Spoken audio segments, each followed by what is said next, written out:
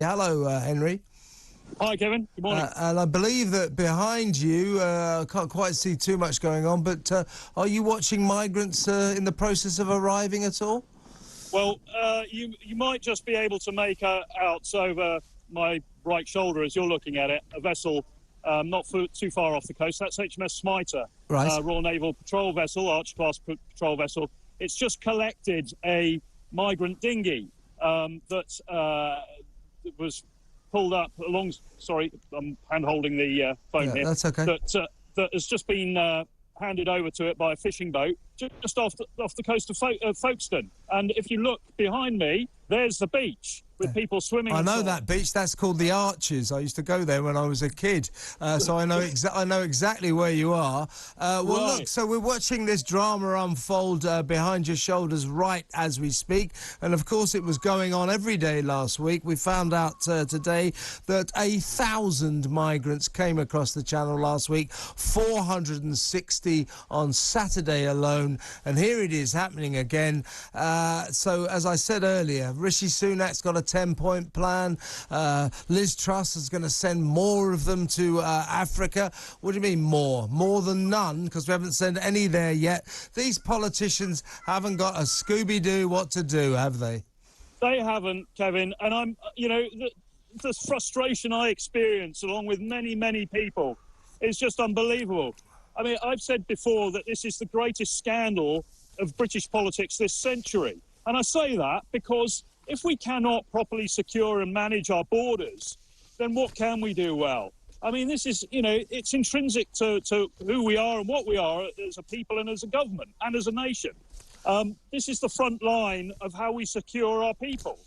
Now, the bottom line is, as you say, that the Home Office and the government have failed entirely to stem this flow.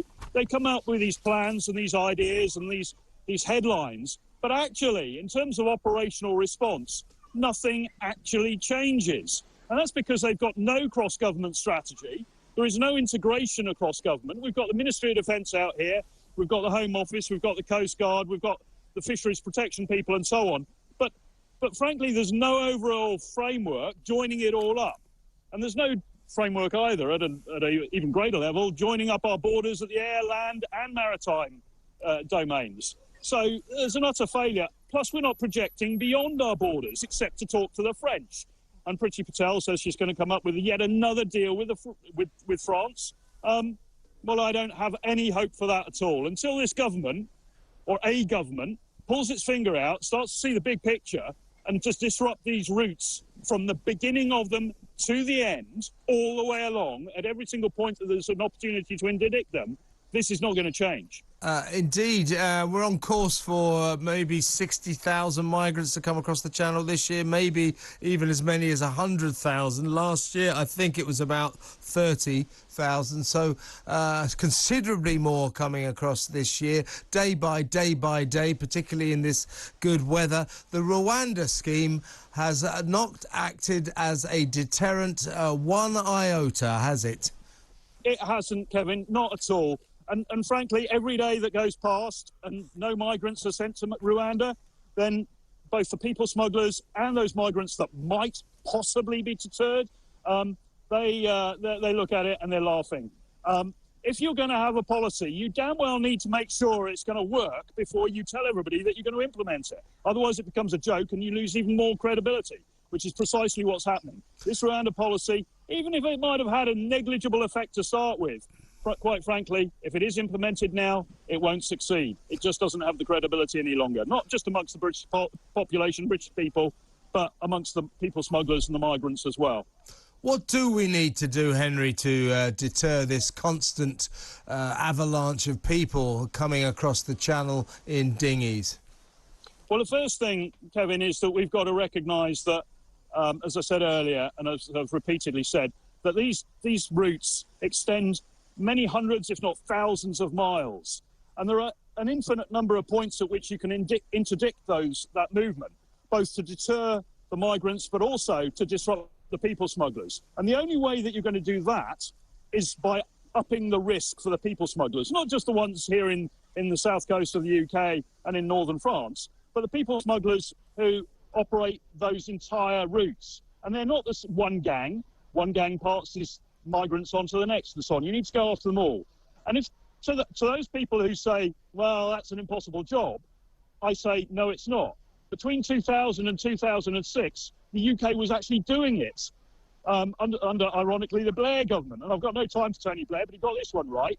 And the bottom line is that we operate using tactical operations and intelligence, working with local law enforcement and intelligence agencies, went out and we kicked indoors and we just arrested these people. They were arrested for offences in their own countries and they were jailed.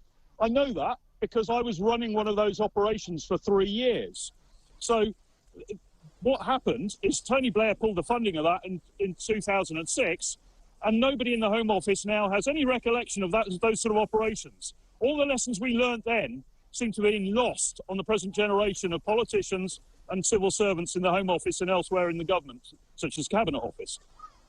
So that's one thing we need to do. But out here, why have we got so many different agencies with patrol boats on our coast? US Coast Guard, one agency, and working under one legal framework, is able to deal with drug smugglers, fishing violations, immigration, and also supports the Ministry of their Defence Department in times of war. Yeah. Here we've got multiple agencies reporting to multiple government departments with no overarching and very few of them doing what they're told by the Home Office. Henry, interesting drama unfolding behind your very shoulders. Keep us posted what happened there. That's Henry Bolton down on the south coast. He's an international border control expert in Folkestone with a migrant dinghy being escorted in right as he speaks. Extraordinary situations.